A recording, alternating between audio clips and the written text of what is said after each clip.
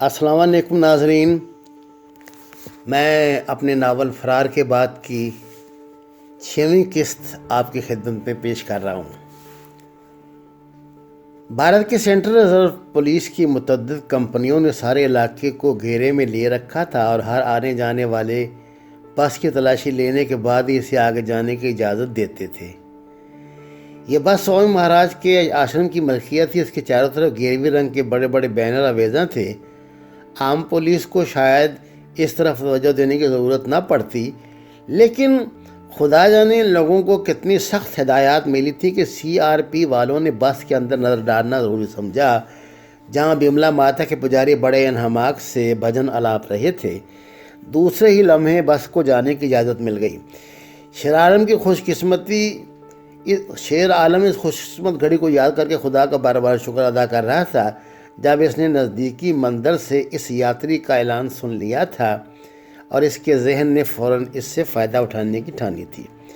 اسے اس بات کا یقین ہو چلا تھا کہ آج رات اگلے چند دنوں تک بھارتی انٹیلیجنس اس سارے علاقے کو اپنے گھیرے میں لیے رکھے گی، اور اگر وہ یہیں رہ جاتے تو کسی بھی لمحے اپنی معمولی سی غلطی سے دوبارہ قابو آ سکتے تھے۔ بس کا پہلا پڑاؤ پٹھان کوٹ تھا۔ اس شہر سے بھارتی صوبے ہریانہ، ہماچل اور پنجاب کو شاہراہیں پھوٹتی تھیں۔ ان لوگوں نے یہاں سے شہر جانا تھا۔ سفر طویل تھا، لیکن بہتر موسم کی وجہ سے مسافروں کو امید تھی کہ وہ وقت سے السلام علیکم ناظرین، میں اپنے ناول فرار کے بعد کی 6ویں قسط آپ کی خدمت میں پیش کر رہا ہوں۔ بھارت کے سینٹرل ریزرو پولیس کی متعدد کمپنیوں نے سارے علاقے کو گھیرے میں لیے رکھا تھا اور ہر آنے جانے والے بس کی تلاشی لینے کے بعد ہی اسے آگے جانے کی اجازت دیتے تھے۔ یہ بس سوامی مہاراج کے آشرم کی ملکیت تھی۔ اس کے چاروں طرف گیروی رنگ کے بڑے بڑے بینر آویزاں تھے۔ عام پولیس کو شاید اس طرف توجہ دینے کی ضرورت نہ پڑتی، لیکن خدا جانے لوگوں کو کتنی سخت ہدایات ملی تھی کہ CRP والوں نے بس کے اندر نظر ڈالنا ضروری سمجھا، جہاں بملا ماتا کے پجاری بڑے انہماک سے بھجن آلاپ رہے تھے۔ دوسرے ہی لمحے بس کو جانے کی اجازت مل گئی۔ شیر عالم اس خوش قسمت گھڑی کو یاد کر کے خدا کا بار بار شکر ادا کر رہا تھا جب اس نے نزدیکی مندر سے اس یاتری کا اعلان سن لیا تھا، اور اس کے ذہن نے فوراً اس سے فائدہ اٹھانے کی ٹھانی تھی۔ اسے اس بات کا یقین ہو چلا تھا کہ آج رات اگلے چند دنوں تک بھارتی انٹیلیجنس اس سارے علاقے کو اپنے گھیرے میں لیے رکھے گی، اور اگر وہ یہیں رہ جاتے تو کسی بھی لمحے اپنی معمولی سی غلطی سے دوبارہ قابو آ سکتے تھے۔ بس کا پہلا پڑاؤ پٹھان کوٹ تھا۔ اس شہر سے بھارتی صوبے ہریانہ، ہماچل اور پنجاب کو شاہراہیں پھوٹتی تھیں۔ ان لوگوں نے یہاں سے شہر جانا تھا۔ سفر طویل تھا، لیکن بہتر موسم کی وجہ سے مسافروں کو امید تھی کہ وہ وقت سے شملہ پہنچ جائیں گے۔ پٹھان کوٹ جب لوگ پہنچے تو رات ڈھل چکی تھی۔ بس ڈرائیور نے صبح تک یہیں رکنے کا نجدہ سنایا۔ مسافروں سے حوائج ضروریہ سے فارغ ہونے کا کہہ کے بس سے باہر چلا گیا۔ کچھ یاتری وہیں بس کی سیٹوں پہ ٹک گئے اور کچھ باہر آ گئے۔ ننا منو بیدار ہو چکا تھا۔ اس کے والدین کو شیر عالم نے اس کی فکر سے بے نیاز کر دیا تھا، اور اب مسٹر اور مسز ورما کے ساتھ بس اسٹینڈ میں واقع اس ڈھابے کی طرف جا رہا تھا جہاں انہیں چائے پی کر خود کو تازہ دم کرنا تھا۔ بس اسٹینڈ کے نزدیک کسی مندر کے اسپیکر جاگنے لگے تھے۔ صبح کی آمد تھی۔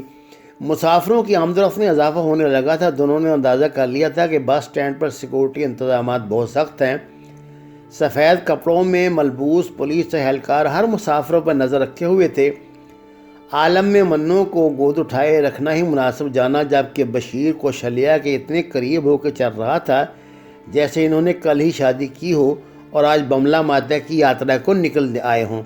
عالم نے دونوں میاں بیوی کی نہ کرنے کے باوجود چائے کے نام پر اچھے خاصے ناشتے کا آرڈر دے دیا تھا۔ دونوں بہت جھجک کر کچھ کھا رہے تھے، جبکہ شیر عالم انہیں بار بار کھانے کی ترغیب دے رہا تھا۔ ناشتے کے خاتمے پر وہ ہاتھ دھونے کے بہانے اٹھا اور کاؤنٹر پہ جا کے بل ادا کرایا۔ گرمیر سنگھ نے ان کے لیے بڑی خطیر رقم کا بندوبست کر دیا تھا۔ یوں بھی اب وہ آزاد تھا اور جب چاہتا پیسے حاصل کر سکتا تھا۔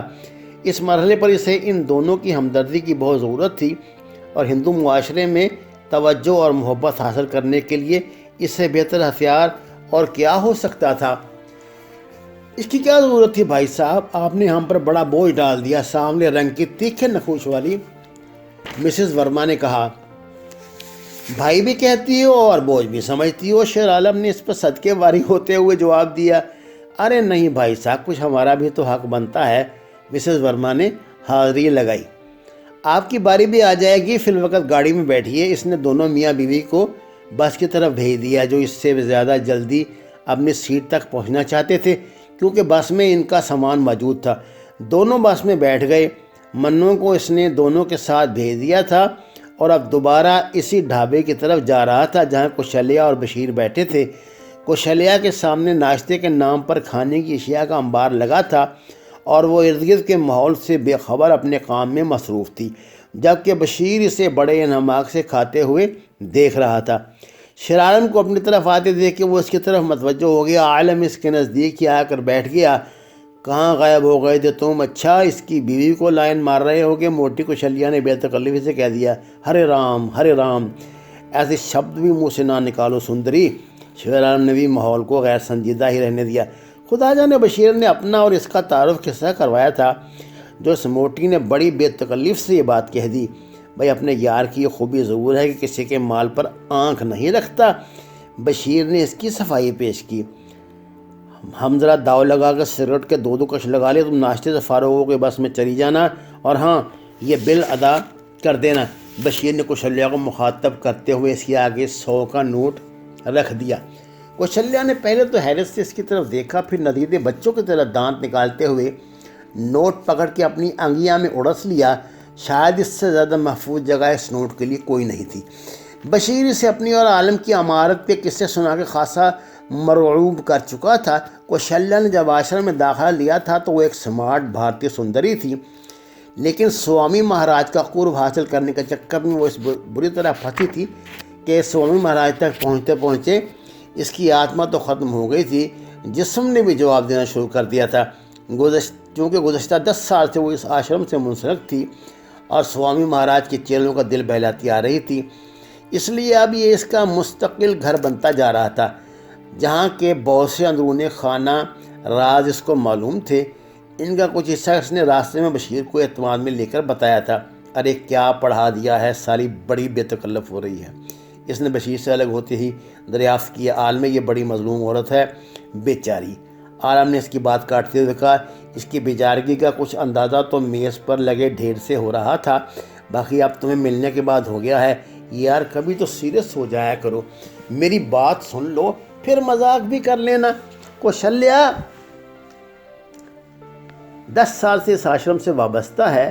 سوامی مہاراج بڑا بدماش آدمی ہے اور حکومتی حلقوں میں بڑے اثر و رسوخ کا مالک بھی، بلا کا زانی اور شراب نوش۔ اس کی ہوس کا نشانہ بننے کا اعزاز کوشلیہ کو بھی حاصل رہا ہے۔ میں نے اندازہ لگا لیا تھا کہ سوامی اپنے گرد غلط کاروں کا جال بنائے رکھتا ہے۔ کوشلیہ کی گفتگو سے مجھے یہ اندازہ بھی ہوا کہ جرائم کی دنیا میں جس کی جتنی زیادہ مہارت اور عزت ہو، اسے سوامی مہاراج کا اتنا ہی زیادہ قرب نصیب ہوتا ہے۔ کیونکہ اس سالی کا رابطہ سوامی کے مشتنڈوں سے رہتا ہے، میں نے اس کو بھی اپنے اور تمہارے متعلق یہی تاثر دیا ہے کہ ہم کوئی معمولی قسم کے غنڈے نہیں بلکہ بین الاقوامی طور پر بھی ہاتھ مارتے رہتے ہیں۔ ہم تو اپنے پاپ دھونے کے لیے کبھی کبھی اس طرح کی یاترا کرتے ہیں تاکہ منہ کا ذائقہ بھی بدلتا رہے۔ ابھی کچھ نہ کہنا، پہلے میری بات سن لو۔ اگر ہماری شہرت سوامی مہاراج کے کانوں تک کوشلیہ کے ذریعے پہنچ گئی تو ہمیں اس کا قرب حاصل ہو جائے گا اور کسی کو ہماری طرف میلی آنکھ سے دیکھنے کی جرت بھی نہیں ہوگی۔ عالم تمہیں تو معلوم ہے، اچانک بھارت میں آزادی پسند تحریکوں نے زور پکڑا ہے، خصوصاً پنجاب، مقبوضہ کشمیر، ہریانہ، ہماچل اور یوپی میں پولیس اور انٹیلیجنس نے بڑے سخت بندوبست کر رکھے ہیں۔ ہمیں کم از کم 1 مہینہ یہاں گزارنا ہے، جس کے لیے ضروری ہے کہ ہم کوئی مضبوط کور بنائے رکھیں۔ تم نے دیکھ لیا ہے کہ یہاں تک دوران سفر ہم کتنی مرتبہ چیک ہوئے ہیں۔ یہ تو آشرم کی بات ہے، اور سوامی مہاراج کی وجہ سے پولیس والے یاتریوں کو کچھ کہتے ڈرتے ہیں۔ عام بسوں کے مسافروں کو باہر نکال کر ان کی تلاشی لی جاتی ہے اور معمولی شک پڑنے پر ان کے سامان کی بھی تلاشی لی جاتی ہے۔ مجھے کشلیہ نے بتایا ہے کہ عام لوگ تو اب گھر سے نکلتے ہوئے خوف زدہ رہتے ہیں۔ عالمِ پولیس کو دلی سرکار نے اتنے زیادہ اختیارات دے رکھے ہیں کہ خدا کی پناہ معمولی شک گزرنے پر یہ لوگ کسی کو بھی گولی مار دیتے ہیں، خواہ بعد میں وہ سچا ہی کیوں نہ نکلے۔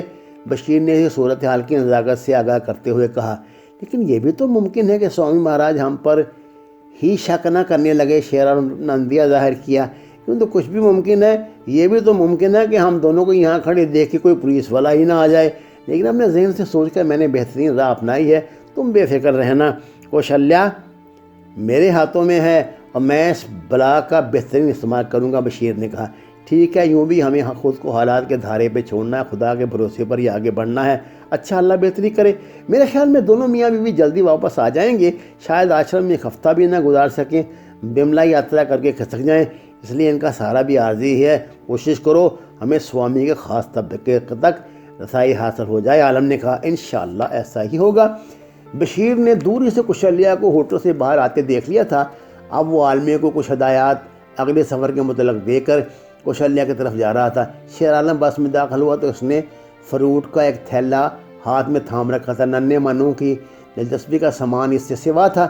اس کے ہاتھوں میں نظر پڑتے ہی دونوں میاں بیوی پھر اس کی شخصیت سے متاثر ہو گئے۔ اوہو، یہ کیا بھائی صاحب، آپ تو کمال کر دیتے ہیں۔ مسز ورما نے کھڑے ہو کر اس کا استقبال کیا۔ جو کچھ نہیں کرتے کمال کرتے ہیں، شیرعالم نے فروٹ سے سماتے ہوئے کہا۔ ابھی ہم نے لمبا سفر کرنا ہے، بچے کا ساتھ راستے میں کام آئے گا۔ اور ہاں دیکھیے ورما جی، اب برائے مہربانی مجھے احساس اپنی کسی بات سے نہ دلائیے کہ میں اور آپ اجنبی ہیں۔ مجھے تو یوں لگتا ہے جیسے کہ کسی پچھلے جنم میں ضرور مسز ورما سے میرے کو رشتہ رہا ہے۔ یہ آتما کا کسی کی طرف کھنچے چلے جانا یوں ہی نہیں ہوتا۔ اس کی بات کے خاتمے پر مسٹر ورما نے قہقہ لگایا۔ شاید شیرعالم کو بھی سمجھ نہیں آئی تھی کہ اس نے کیا کہہ دیا ہے۔ مسز ورما کے چہرے پر پھیلی معصومیت گہری ہو گئی تھی، اس کا سنولاہٹ پن مزید نکھرنے لگا تھا۔ شیرعالم کی بات سن کر اس کی آنکھوں کی چمک بڑھ گئی تھی۔ ساری رات مسلسل جاگنے اور کبھی کبھی اونگنے سے اس کی سیاہ آنکھوں میں سرخ ڈورے اتر آئے تھے۔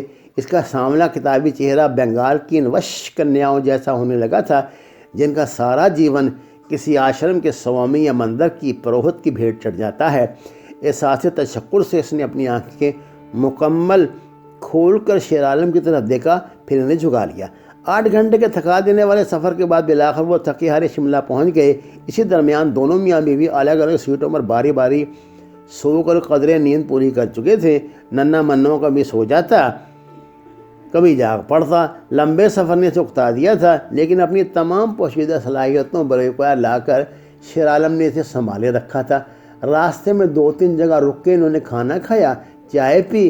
اس سارے سفر میں شیرعالم نے ان کا ایک پیسہ بھی خرچ نہیں ہونے دیا تھا۔ سفر کے خاتمے پر وہ شیرعالم سے اتنے زیادہ مانوس ہو چکے تھے کہ اسے اپنا ہی حصہ سمجھنے لگے تھے۔ شملہ شہر کے باہر ایک پہاڑی کے دامن میں مہاراج سوامی کا آشرم 40-50 ایکڑ رقبے پہ پھیلا ہوا تھا، اور اب تمام یاتری بس سے اتر کے پہاڑوں میں بنی سیڑھیوں کے ذریعے اسی طرف جا رہے تھے۔ انہوں نے 2 کمرے آمنے سامنے لے لیے تھے، جہاں جدید سہولیات کے ساتھ سینکڑوں کمرے قطار در قطار موجود تھے، جہاں ملک کے کونے کونے سے سوامی مہاراج کے پیروکار آ کے قیام کرتے تھے۔ اس آشرم میں رہنے والوں کی جملہ ضروریات یہیں پوری کی جاتی تھیں۔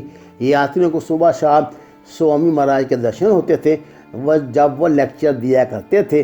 اس کے بعد چیلے اور چیلیاں سوامی مہاراج کے تازہ مریدوں کو یوگا کے مختلف آسن بتایا اور ان کی پریکٹس کروایا کرتے تھے۔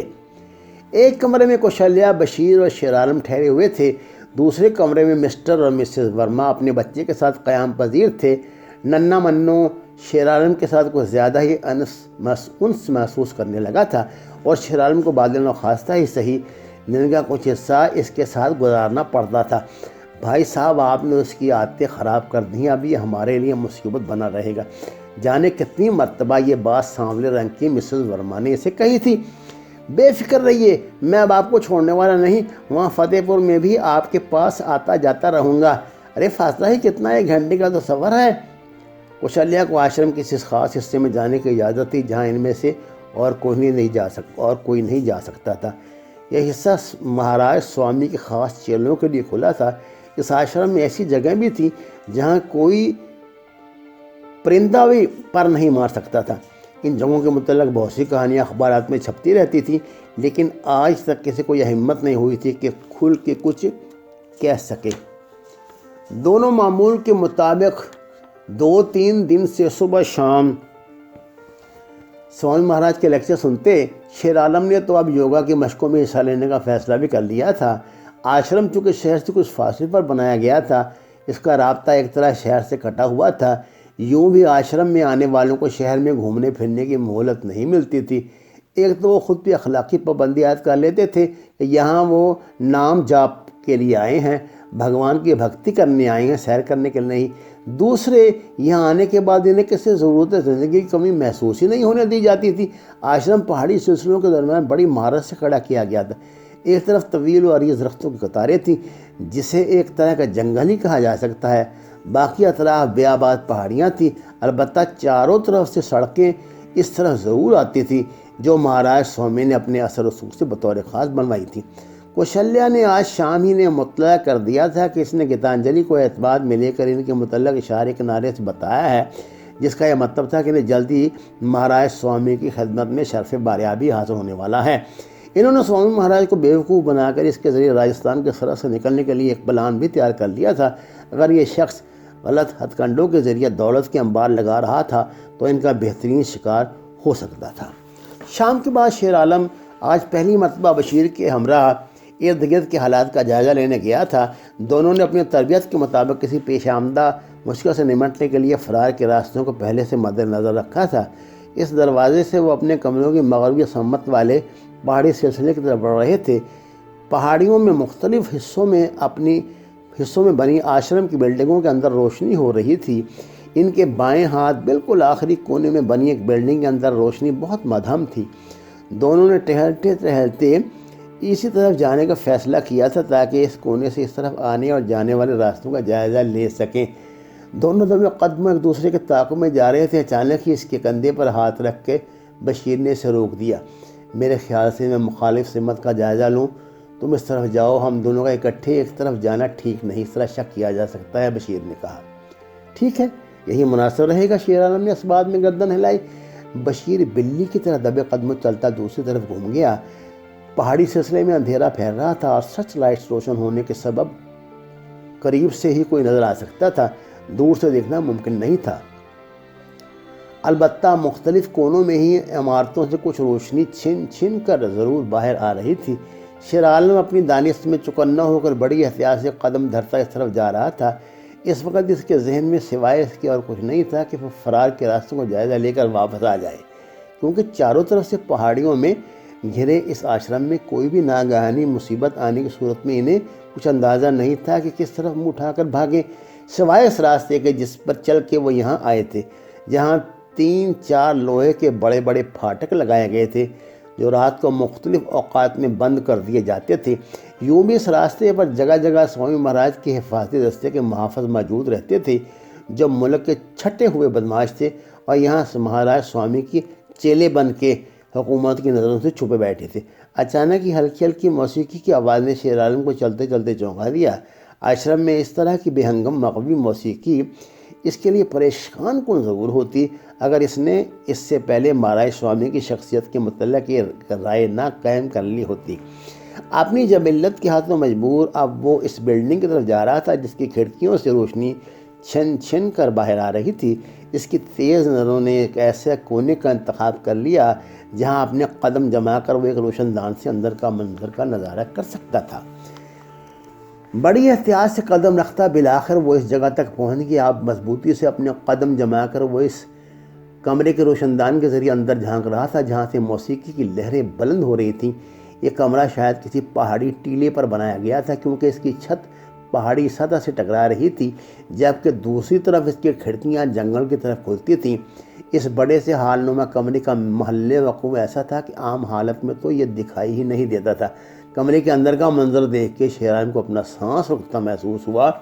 اس کمرے میں مشرق کے بعید کے ممالک سے تعلق رکھنے والے 5 آدمی سوامی مہاراج کے ساتھ بیٹھے دادے عیش دے رہے تھے۔ ان کے ہاتھوں میں شراب کے جام پکڑے تھے اور سوامی مہاراج کی دیوداسیاں ان کے دل بہلانے کا اہتمام کر رہی تھیں۔ وہ سب نشے میں دھت تھے، ہر ایک کے پہلو سے ایک نیم برہنہ स्वामी महाराज की देवदासी चिमटी हुई थी। अचानक शेर आलम ने यूँ महसूस किया जैसे कमरे की एक दीवार अपनी जैसे हट रही हो। इसके बाएं हाथ वाली दीवार थोड़ी सी सरक गई थी, बिल्कुल इसी अंदाज में जैसे फिल्मों में हुआ करता है। इस खला से रोशनी फूटी और इस मर्तबा जो मंजर शेर आलम ने देखा वो इंसानी वहशत व बहमियत का ऐसा मुजाहरा था कि इसे अपना आप ज़मीन में धंसता दिखाई दिया। 3 नौजवान लड़कियों को, जिनके लिबास तार तार थे, स्वामी महाराज के दरिंदों ने मेहमानों के कदमों में इस तरह धक्के देकर फेंका जैसे कि इनकी हैसियत यहाँ मौजूद वैश्यों के गुलामों की सी हो। यूँ दिखाई देता था जैसे इन बदकिस्मत लड़कियों को ये लोग अपनी दरिंदगी की भेंट चढ़ाने के लिए कहीं से उठा लाए थे, या फिर इनकी अकल के अंदर ज़ईफ़ुल एतक़ाद वालिदैन ने इन्हें स्वामी महाराज की सेवादार बनाने के लिए महाराज स्वामी के इन वैश्य दरिंदों के हवाले कर दिया था। लड़कियों के जिस्मों पे ज़रबात के निशात नुमायाँ थे।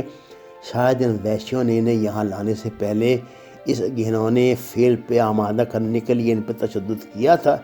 शेर आलम महसूस कर रहा था कि लड़कियों पे इतना जबर किया गया है कि वो अपनी मर्जी से शायद सांस भी नहीं ले पा रही थी।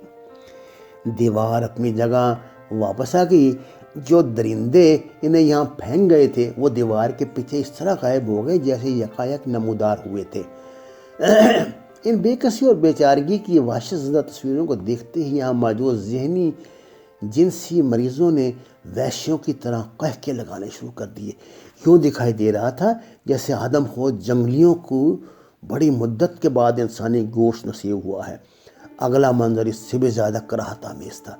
जब ज़मीन पर गिरी इन बेबस लड़कियों पर यहाँ पहले से मौजूद स्वामी की बरहना देवदासियाँ चीखती चिल्लाती हुई झपट पड़ी। इन्हें सर के बालों से पकड़ के उठाना, इनके जिस्मों पर रह से कपड़े फाड़ना शुरू कर दिए। मजलूम और मखूल लड़कियों ने खौफ और वहशत से चिल्लाना शुरू कर दिया। रोते हुए इनके हलक से ढंग से आवाज़ भी नहीं निकल रही थी। यूँ लगता था जैसे यहाँ रोमन नखाड़ा लगा दिया गया हो। स्वामी महाराज की देवदासियाँ पागलों की तरह चीख रही थी। इनकी चीखों ने मजलूम लड़कियों को मज़ीद दहशत ज़दा कर दिया था। अचानक स्वामी अपनी जगह से उठकर खड़ा हो गया। हरिओम हरिओम। इसके मुंह से अल्फाज निकलने की देर थी कि यहाँ मौजूद वैश्य दरिंदों की तरह लड़कियों पर झपट पड़े। वह इनके बदन पागल कुत्तों की तरह नोच रहे थे और महाराज स्वामी की देवदासियाँ मामूली मज़ाहमत करने वाली लड़की को जकड़ कर शिकारी कुत्ते के सामने फेंक देती थी। इस मंजर को देखने की ताब शेर आलम में बाकी नहीं रही थी। इसका दिमाग शल हो रहा था, कान साएं साएं करने लगे थे। शेर आलम को अपने कानों से आग निकलती महसूस हो रही थी। इसे यूँ लगा जैसे वो किसी आदमखोर कबीले के जजीरे में मौजूद हो। स्वामी महाराज इसकी चंडाल चौकड़ी इसे ऐसी बदरूहों की तरह दिखाई दे रही थी जो दिन को तो आम इंसानों की शक्ल में घूमते हैं, रात को खून पीने वाली बलाओं का रूप धार लेते हैं। शेर आलम बड़े मजबूत जिस्म और दिलो दिमाग का नौजवान था, लेकिन पहाड़ी से उतरते हुए इसके कदम लड़खड़ा रहे थे। इसे अपनी आंखों में जलन का एहसास होने लगा था। वहशत व बहमियत के ऐसे मनाजर किसी हिंदू स्वामी के आश्रम ही में देखे जा सकते थे। इंसानी बहमियत की ऐसी नज़ीर तो इसे दरिंदगी की तारीख़ में भी नहीं मिल सकती थी। नाज़रीन, इंशाअल्लाह आप अगले एक या दूसरे दिन अगली किस्त यानी 7वीं किस्त भी सुनेंगे। मेरी आपसे गुजारिश है कि इस कहानी पे अपने तबसरे से नवाजिए, अपने कमेंट से नवाजिए। अगर आपको पसंद आए तो इसे लाइक भी करें। अगर आप मेरी मदद करना चाहते हैं तो वह यही है कि जिस तरह भी मुमकिन हो, जो मेरे नावलों की मेरी इजाज़त के बग़ैर गैर कानूनी और गैर आइनी ये साइटें यूट्यूब पे बनी हुई हैं उनका बाइकाट करें। वमा अलैना इल्लल बलाग। आपका बहुत शुक्रिया, आपकी राय का इंतज़ार रहेगा।